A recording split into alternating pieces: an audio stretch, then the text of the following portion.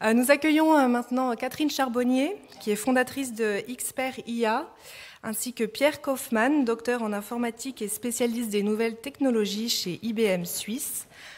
Ils nous font part de la pertinence de l'IA dans les PME à travers différents cas d'usage. Merci de les accueillir.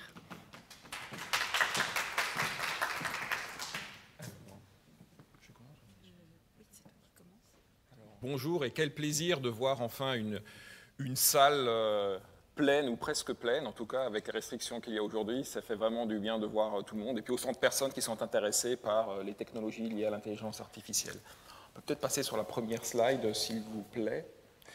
Donc, Catherine et moi-même allons vous dresser un portrait d'intelligence artificielle. Il y a eu un certain nombre de rappels sur Deep Blue qui battait Kasparov au jeu d'échecs. Moi, pardon, dans les années 80, on m'avait promis des voitures volantes pour l'an 2000. Bon, on ne les a toujours pas. Et quand on parle d'intelligence artificielle aujourd'hui, ben voilà le genre d'informations que l'on retrouve. On retrouve tout un tas de buzzwords et charge à Catherine et moi-même de vous dresser un portrait, un certain nombre de définitions pour que vous ayez les clés pour pouvoir lire et comprendre ce qu'est aujourd'hui l'intelligence artificielle et ce qu'elle permet au niveau de l'entreprise. Catherine poursuivra après ces définitions en donnant un certain nombre de use cases. Je reprendrai la main derrière pour préciser un certain nombre de use cases en vous donnant des slides qui sont vraiment bien chargés pour que vous puissiez les lire tranquillement chez vous et pour que vous puissiez tirer une certaine valeur de cette matinée. Donc je te laisse la parole, Catherine. Alors, merci Pierre, ravi de faire cette présentation avec toi et merci donc à Alpicity et au pays de l'accueil. Bonjour à tous et à toutes dans la salle et puis online.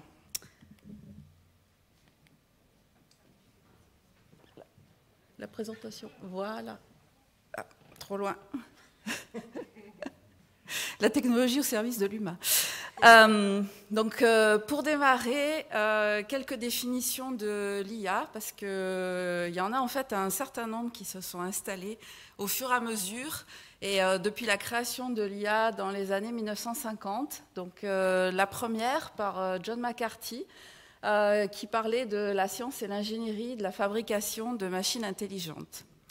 Aujourd'hui, ISO et IEC, qui sont des organisations internationales qui travaillent sur les standards dans les nouvelles technologies et qui sont tout près d'ici, définissent donc l'intelligence artificielle comme un domaine interdisciplinaire, branche de l'informatique, et qui va traiter des modèles et des systèmes qui vont exécuter des fonctions telles que le raisonnement et l'apprentissage. Alors tout ça, c'est encore un petit peu théorique. J'aime bien cette définition apportée par la Commission européenne. C'est un peu l'inertie du système, je vais m'habituer.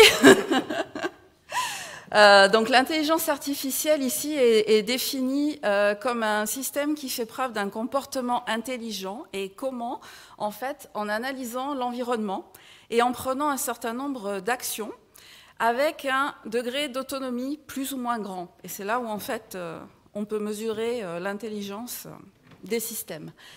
Et dans tous les cas, aujourd'hui, c'est pour atteindre des objectifs vraiment spécifiques. Donc, vous avez peut-être entendu parler de General AI versus Narrow AI. Aujourd'hui, on est loin des voitures volantes qui viennent vous chercher chez vous, qui lisent dans votre esprit et vous amènent à l'EPIA à l'heure dite.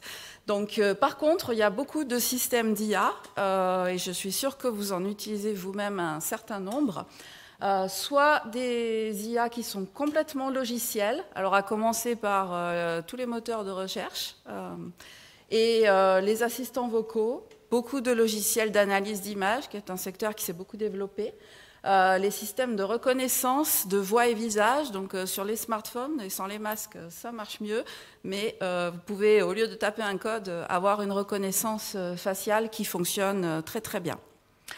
Il y a aussi de l'IA dans des systèmes embarqués, avec une composante logicielle et hardware. Donc, dans ce cas-là, c'est tout ce qui a trait aux applications de l'Internet des objets. Il y a énormément donc, de monde connecté, de la domotique, dans les entreprises aussi, des systèmes avec des capteurs qui vont aller mesurer plein de caractéristiques dans votre usine. Tout ce qui a trait aussi au domaine des robots, des drones et les fameuses voitures autonomes. Mais il y a beaucoup d'applications de ce style. Donc en fait, l'IA, ce n'est pas une seule technologie, et ce qui est parfois source de confusion pour les personnes. Et j'aime bien cette roue présentée par Accenture, parce qu'on voit en fait que c'est un ensemble de différentes technologies. Donc on voit donc les réseaux de neurones, Natural Language Processing, qui est ce qui est utilisé pour les traducteurs automatiques. Ça, c'est quelque chose qui fonctionne très très bien depuis quelques années, etc., etc. Mais rentrons dans les... Enfin, avançons vers les cas d'usage. Donc là, ça c'est comme a dit Hélène Gache en introduction, pourquoi l'IA aujourd'hui, mais c'est vraiment important de s'en rendre compte. Pourquoi est-ce qu'il y a eu cet essor maintenant? C'est lié à la puissance de calcul, notamment certains types de processeurs, Graphical Processing Units, qui sont capables de faire du calcul parallèle, et c'est ce qui est en fait utilisé dans les systèmes de machine learning et deep learning. Donc des nouveaux processeurs, le volume de données, effectivement, comme ça a été évoqué précédemment, toutes les données qui sont générées par les entreprises et toutes les données qui sont générées par les êtres humains. C'est en termes de volume, en ayant traité des mégabytes, puis des gigabytes, et des terabytes, enfin, et des pétabytes, vraiment, on est vraiment dans la croissance. Mais c'est vraiment ce qui permet au système d'IA de pouvoir apprendre sur une base solide et de produire, en fait, d'être performant. Alors, pour entrer dans les cas d'usage, en fait, dans toutes les stratégies des entreprises, on peut trouver ces 4 objectifs avec des poids plus ou moins différents selon le contexte. Mais soit en interne, on cherche à réduire les coûts, améliorer son efficacité, soit en externe, on cherche à augmenter les ventes, satisfaire les clients. Et en fait, il y a des cas d'usage de l'IA qui peuvent répondre à chacun de ces objectifs. Donc dans le business côté vente et client, le premier élément IA qui est vraiment abordable et qui marche très très bien aujourd'hui, ce sont en fait donc les chatbots, donc des petits assistants conversationnels qui sont multicanaux, mais je suis sûre que vous en avez déjà pratiqué certains sur des sites web. Et l'avantage, c'est qu'effectivement, ça peut répondre aux demandes des clients tous les jours, toutes les heures. En plus, ça peut répondre en plusieurs langues, ce qui est assez intéressant dans un pays tel que la Suisse. C'est multicanal et en fait, la base, il suffit d'avoir une liste de questions récurrentes et puis ça suffit pour justement avoir un retour sur investissement intéressant pour les chatbots. Et l'avantage, c'est que pendant que le chatbot répond aux clients, les collaborateurs, ils ont plus de temps pour répondre aux questions qui sont plus complexes. En analyse prédictive, prédiction d'achat, donc là c'est tous les sites de e-commerce, là aussi vous avez certainement eu affaire à l'IA quand vous avez des recommandations d'achat parce que vous êtes en train de chercher tel livre et puis du coup le site vous dit « Ah, mais puisque vous êtes intéressé par tel livre, les autres acheteurs, ils ont aussi acheté celui-là, etc. » Et tout ça, c'est des suggestions qui sont faites par des systèmes d'IA. Smart CRM, tous les systèmes de Customer Relationship Management sont en train de se mettre à l'IA progressivement. Salesforce a été précurseur dans la matière. Dans la vidéo, vous aurez, enfin dans la présentation, si vous cliquez sur le lien, vous avez une petite vidéo liée à ça pour aller un peu plus loin. Et ça permet aussi évidemment d'aider les forces de vente pour être plus efficaces. L'analyse de sentiments, c'est quelque chose qui est vraiment en train de se développer depuis quelques années et ça va continuer à se développer. Donc, c'est des systèmes qui, en fait, vont analyser le ressenti des clients. Donc, par rapport aux mots qui ont été utilisés, donc que ce soit par téléphone ou sur d'autres canaux, l'IA va analyser et puis va classifier est-ce que le message est positif ou pas.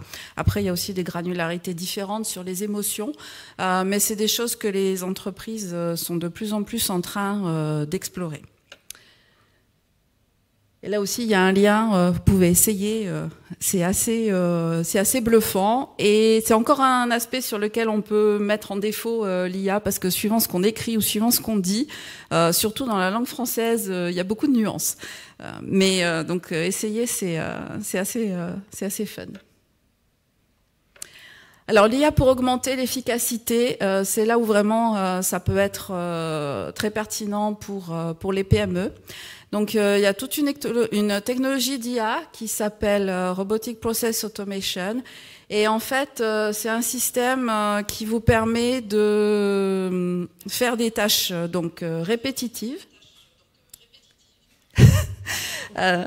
Donc par exemple, vous avez des clients qui viennent faire une demande, et puis vous avez des personnes. Enfin, cette demande elle va transiter par des emails, et ensuite il y a un certain nombre d'informations qui doivent être recopiées dans des systèmes pour ensuite traiter la demande. Et si on arrive à identifier que c'est des tâches répétitives, qu'il y a un vrai processus qui est stable et qu'il y a un grand volume de données, à ce moment-là, en fait, on peut simuler ces actions humaines. Et donc là aussi, ça va libérer du temps pour les collaborateurs pour des tâches à plus forte valeur ajoutée. Donc là, le coût, il est relativement faible, et si on a justement, si c'est un processus qui est utilisé très fréquemment, le ROI est très fort. Et pour ça, il n'y a pas forcément besoin d'avoir de grandes connaissances de l'IA en faisant appel à des experts. Il y a une collaboration entre les collaborateurs de l'entreprise et puis les experts pour mettre en place le système, mais c'est vraiment facile à mettre en place. Pour augmenter l'efficacité aussi, donc suivant les domaines, différentes pistes. Je vais juste zoomer sur le traitement de factures. Donc, traitement de factures, beaucoup d'entreprises ont déjà automatisé dans une grande mesure le traitement de factures grâce à des systèmes IT classiques, on va dire. Pour ça, en fait, ils ont identifié un certain nombre de champs sur des factures modèles. Ils ont établi, grâce à une collaboration avec l'entreprise, les règles métiers à mettre en place. Ils ont codé tout ça, et puis ça permet donc de faire un traitement automatisé.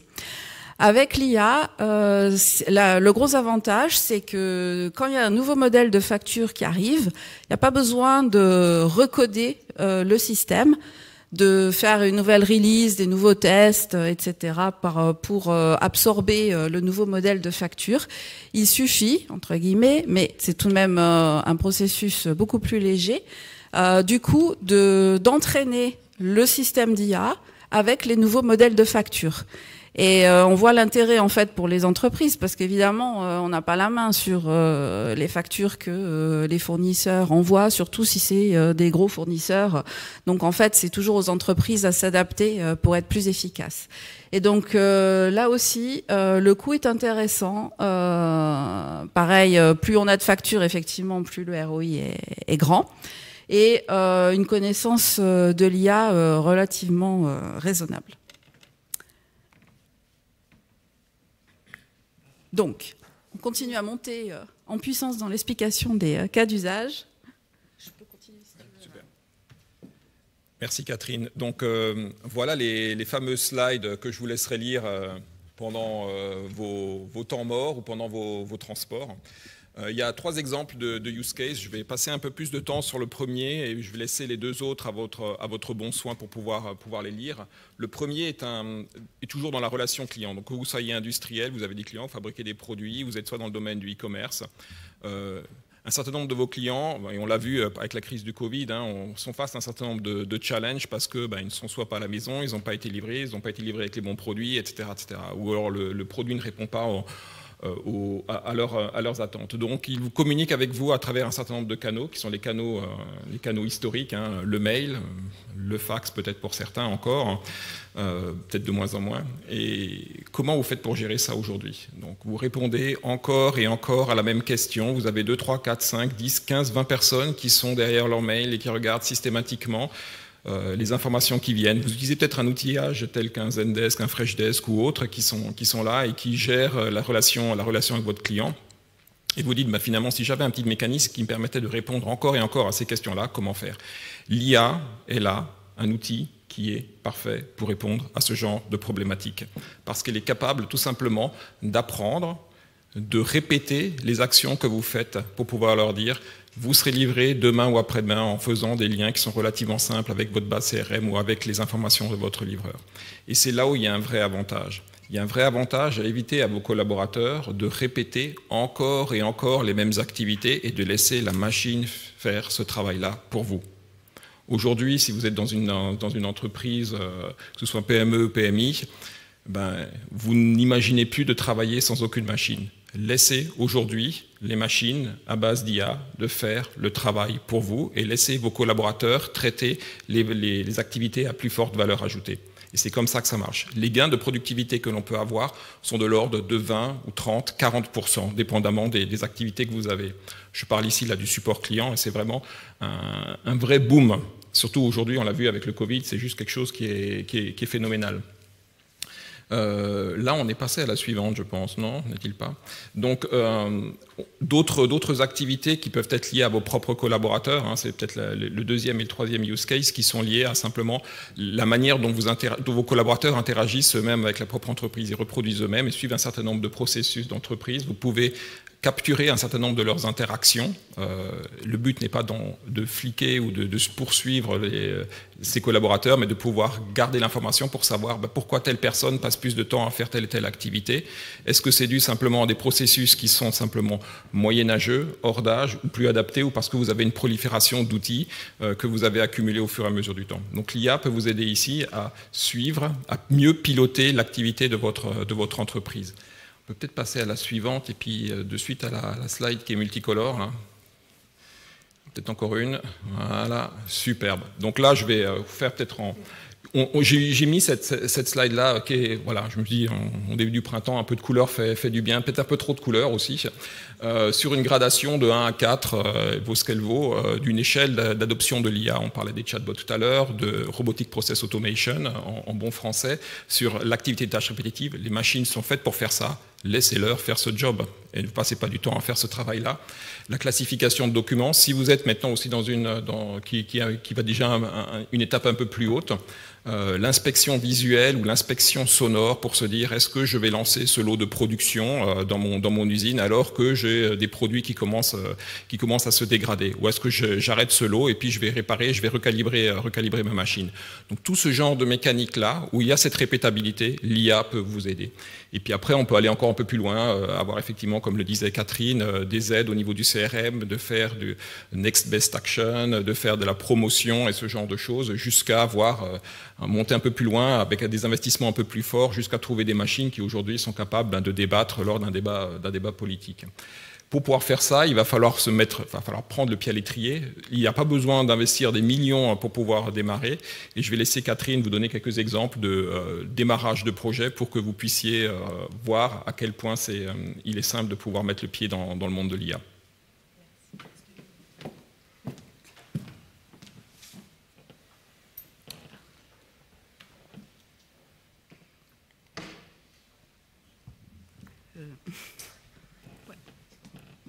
Voilà, je voudrais juste garder le slide. Merci. Donc oui, là, vous avez eu un aperçu de l'étendue des possibles de l'IA et par où commencer. Quoi qu'il en soit, c'est important pour les projets d'IA d'avoir une méthodologie structurée et aussi pragmatique. Donc les points principaux, c'est par rapport à la stratégie de l'entreprise, de pouvoir y faire coller la stratégie de l'IA. Donc comment faire? En fait, c'est intéressant de travailler sur les risques et opportunités des différents cas d'usage pour identifier lesquels auraient justement le ROI le plus grand par rapport au contexte de l'entreprise. Donc la première étape, c'est donc identifier les cas d'usage. Ensuite, faire aussi avec quelques outils assez simples une étude sur la faisabilité et identifier les technologies IA qui seraient les plus appropriées pour y répondre. Donc l'étude de faisabilité, c'est à peu près combien ça va coûter, combien de temps ça va prendre, quelles sont les ressources humaines aussi à investir dans ces projets. Et donc l'idée, c'est d'identifier 2 ou 3 projets IA pour justement construire cette feuille de route. Et dans les projets IA, c'est vraiment important, comme maintenant on le fait pour les projets IT, de travailler en cycle d'amélioration continue pour que justement ce qui a été appris lors du premier projet puisse bénéficier au suivant. Donc la feuille de route, les cycles d'amélioration continue. Et donc juste pour finir, un mot sur l'éthique, parce que sans éthique, pas de confiance. Et c'est vraiment important pour l'adoption que les collaborateurs aient confiance dans les systèmes d'IA et qu'ils aient aussi que les clients aient confiance. Et pour les projets IA, l'éthique, c'est important aussi de les mettre au tout début pour vraiment pouvoir évaluer quels sont les biais conscients ou inconscients qui peuvent apparaître dans les données, dans les modèles, et pour faire en sorte que le système soit performant et responsable. Donc voilà quelques pierres angulaires sur le démarrage des projets IA. Et en fait, voilà, notre message avec Pierre aujourd'hui, c'était vraiment vous encourager à oser passer à l'IA, parce que en fait, l'IA, c'est déjà là, c'est maintenant, et c'est vraiment une grande source d'opportunités. Donc, osez.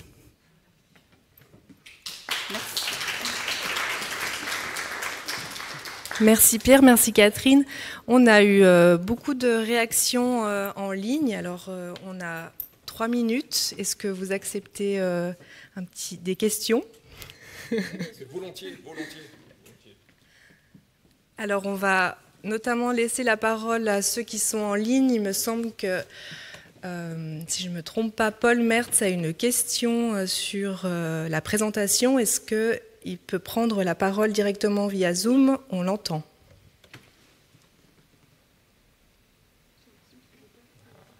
Ah, il est parti, alors je vais le dire. Ah.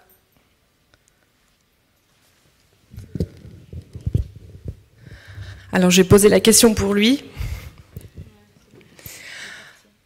Alors, analyse de sentiments, c'est du NLP. Est-ce que l'IA a permis d'améliorer les frameworks NLP et quel est l'ajout de l'IA sur cette technologie déjà existante?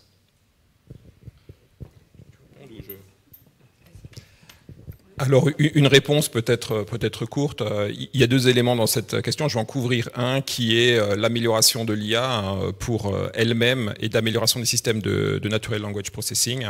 En la faisant elle-même s'auto-entraîner. Ce sont des systèmes qui sont parfois relativement dangereux de pouvoir arriver. Il y a des exemples célèbres pour un certain nombre d'entreprises de multinationales qui ont lamentablement échoué à cette mécanique-là. Un conseil que je vous ferai, oui, il y a eu des améliorations qui ont pu être faites pour éliminer entre autres un certain nombre de biais qui ont été là, et je vous conseillerais franchement de faire de l'intelligence artificielle en utilisant ces mécaniques-là avec des mécanismes d'intelligence artificielle supervisés. Peut-être tu veux rajouter quelque chose, Catherine ou... Je pense pour cette question, c'est... C'est bon, okay. Merci beaucoup. Oui, on avait quelques minutes, alors j'en profite. Et puis, je ne voulais pas annoncer au tout début de l'événement, mais effectivement, pour ceux qui sont en ligne, je parle directement, vous avez une boîte à questions. Sandrine les comptabilise, entre guillemets, puis on vous donnera la parole lors de la seconde partie de la table ronde. Voilà.